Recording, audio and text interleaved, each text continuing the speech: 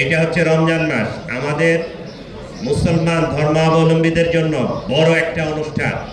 আমরা রোজা শেষে ঈদ করতে যাই এবং সকলেই বাবা মা ভাই বোন আত্মীয় স্বজন পাড়া প্রতিবেশী সকলের সাথে মিলেমিশে আনন্দঘন পরিবেশে ঈদটা আমরা করতে চাই।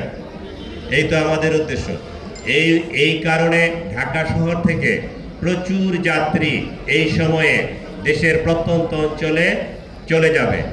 এই আসন্ন ঈদ উপলক্ষে আমরা মনে করি প্রতিবারে যেটা এক্সপিরিয়েন্স যেটা হয়, বিপুল সংখ্যক যাত্রী যাবে, আবার ঈদের পরে আবার আসা শুরু করবে। তারা যেন নির্বিঘ্নে চলাচল করতে পারে, এইটাই আমাদের সকলের চাওয়া পাওয়া। এই কারণে আমাদের কি করতে হবে, রাস্তার যে নিরাপত্তা এটা নিশ্চিত করতে হবে।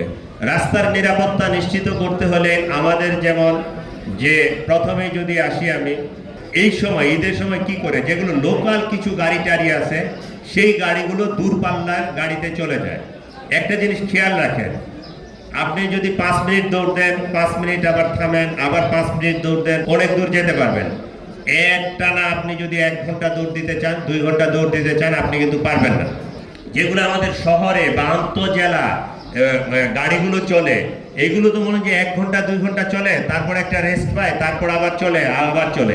এই গাড়িগুলোই যখন মনে করেন যে ওই দিনাজপুর যাচ্ছে, পঞ্চগড় যাচ্ছে, তার 10 ঘন্টা 12 ঘন্টা, ওই 3-4 ঘন্টা যাওয়ার পরে ইঞ্জিন সিজ হচ্ছে, গাড়িটা রাস্তায় বিকল হয়ে যাচ্ছে, একটা ব্রিজের উপর এটা থেমে যাচ্ছে, তখনই কিন্তু বিরাট একটা ট্রেন সৃষ্টি হবে। 1, 2 হচ্ছে ওই গাড়িতে যে যাত্রীগুলো যাচ্ছে, এই যাত্রীগুলো কিন্তু এই রাস্তার মাঝখানে দাঁড়ায় গেল রোজা রমজানের দিন, সে কিন্তু অন্য আর গাড়িও পাবে না, যেতেও পারবে না, একটা ভোগান্তির শিকার হবে। এই ড্রাইভার বা এই যারা হেল্পার ছিল ওরাও কিন্তু এটা বুঝতে পারে না বা জানতে পারে না যে আমার এটা আন্তঃজেলার গাড়ি, আগে 2 ঘন্টা চলছে, এইটা যখন আমি টানা 10 ঘন্টা চালাবো, আমার এই ইঞ্জিনের সেই ক্যাপাসিটি আছে কিনা, সেই পরিমাণ লোড নিতে পারে কিনা, এই সময় এই কাজটা করে। এই জিনিসটা যেন না হয়, অতি পুরাতন গাড়ি যেন আমরা রাস্তায় না নামাই, 1 নম্বর। 2 নম্বর হচ্ছে রাস্তায় যদি অযথা আমরা পাড়াপাড়ি করি, একজন আরেকজনকে ওভারটেক করি, অনেক সময় অ্যাক্সিডেন্ট হয়, দুর্ঘটনা হয়।